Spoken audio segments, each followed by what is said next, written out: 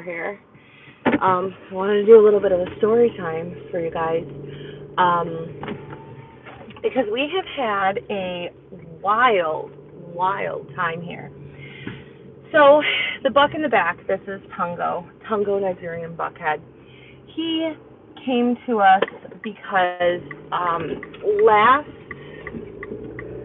year I sold a goat to a lady who I sold her a buck, and she kept him with her buck. This is this guy back here, and the goat that I sold her ended up dying. She called me up, and he had like a really, really low FAMACHA score. I had her check. She didn't know what FAMACHA was. So now that's why I make it a really big point to like tell everybody everything I can about goats so that they don't have these same problems. Nothing against her. She's just, making a mistake. So the goat that I sold her had a really low FAMACHA score, low iron from the barber pole worm, was severely underweight and malnourished, and she wanted to know what to do. And once you see a goat that's just laying there, they're usually beyond help. So I told her to call her vet. She didn't have one. So I gave her my vet's name. Afterwards, my vet yelled at me and told me that I need to be doing more education anytime I talk to anybody about goats or is going to be getting a goat. So that's kind of one of the reasons why I have this YouTube channel, so that if somebody ever asks me about goats, I can show them exactly what they need to know and make sure that I've done my due diligence. So anyways, the goat that I had given her, or that I had sold to her, passed away. The vet had said that it was because this guy wasn't letting him eat. So he's a little bit of a bully. So she was looking for a home. I talked to her for a while, and she had him by himself for a couple of months, which is not good. You should never have a goat by themselves. She had him by himself for a couple of months, and he was sleeping with the chicken. He didn't want to be by himself, so he was sleeping with the chicken. So I told her, well, you either need to get another goat, like a wether, or you are going to need to find him a new home. A little bit later, I see that she's selling him, and I was like, hi, and I was like, well, I'll take him from you. I'll take your goat. So I got her goat. So I have had him for about a year. Today is where we're going to say goodbye to him. He has been so he used to have my bull, my cow, that he would headbutt with and spar with and play with, and that was his buddy. He's got other buck and wether friends to play with, but he doesn't care about them. He likes to destroy things. I feel like the person that I got him from probably didn't tell me the full gist of things, but you can't keep him in a fence. He will get out of a wooden fence. He will just ram it until he knocks it down. An electric fence, he will go through it until he gets stuck in it, or he will knock it down. I have tied him up. I have had to resort to tying him out with a lead, with a dog lead, making sure it's a really strong one. And he's even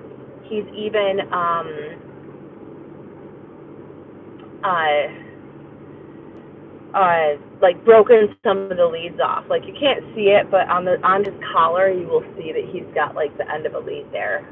He goes around, he destroys the chicken coop. He's just super, super destructive. So he's usually really nice, but this is where it kind of the last straw, right? He crossed the line here that he can't go back. This is a really funny story. So Saturday, my boyfriend was in the yard in the driveway working on his Jeep, and he needed me to run to the store and grab ball joints, and pick up a pizza. So while I'm out doing that, I get a phone call from the neighbor, and she says, your goats are in my yard. And I was like, okay, I'll be right home. called my boyfriend. I'm like, hey, can you like send the kids out to get the goats or something? Well, I'm glad that he went out there, because what had happened was I had Tungo, my buck, in a pen with my pigs. Like, I had him in the pig pen because that way he was safe.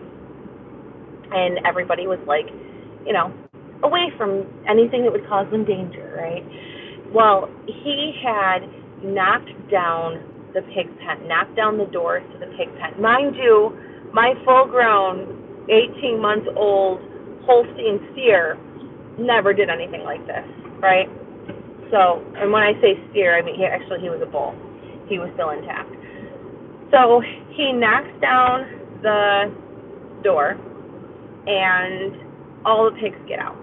Outside of that door, I have goat fencing, like the netting fence. And he goes, the pigs get out, and the netting fence won't hold the pigs. So they get under the fence and knock over the fence, and now all the goats are out. So now my pigs and my goats are just running all over the place. I don't know the pigs are out, by the way. So I don't think that it's Tungo when I call my boyfriend. I pull in the driveway, and I park the car and jump out, run back there immediately, because my yard looks like a zoo. There are pigs and goats just zipping all around. And my pigs, they are like the cutest little things. I absolutely love them, but they are so happy to not be in any fenced-in area. Usually they're in a pasture, but they're so happy. They're just like zipping around like toddlers. They're like toddlers. Pigs are like toddlers. So I run over and I ask my neighbor, where's the big white one with the horns? And she's like, oh, he put himself back in the barn. I'm like, yeah, no, he did not. They don't do that. So I go in there. There's my boyfriend laying on the ground with him, because I had told him before how I had to, this new phone holder thingy. Hold on a second, I'm going to pull over here. I had told him before how you have to deal with the bucks is you have to like get them down, like show them who's boss, get them off their feet. So I go in there and he's like laying on the ground with the buck. I guess he's gotten him down a couple of times and he wouldn't, like all he did was kept rearing up to attack him. So, mind you, my boyfriend needs a hip replacement. He's not 90, but he's got 90-year-old hips here. My boyfriend needs a hip replacement, so this is not good for him. He was in pain for a little bit.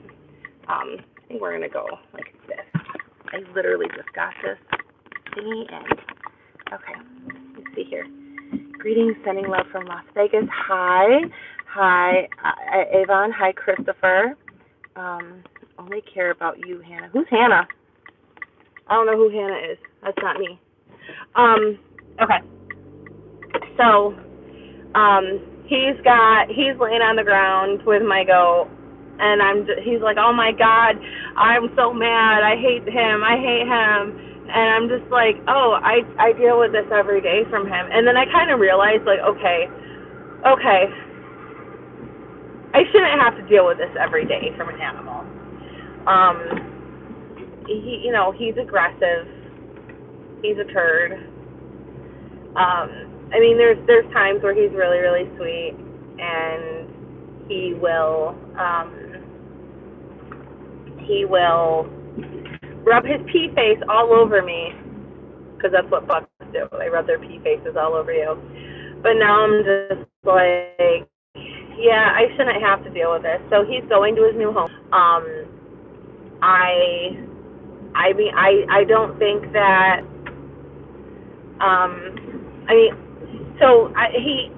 he starved, according to the vet, he starved the goat that I had sold the person that owned him.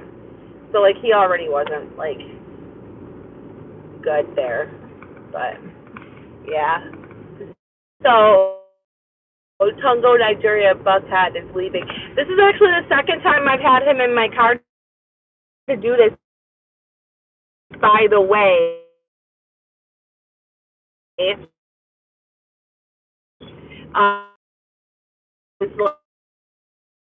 like, you know what? We're gonna say goodbye to him. I Got them all loaded up, was ready to leave.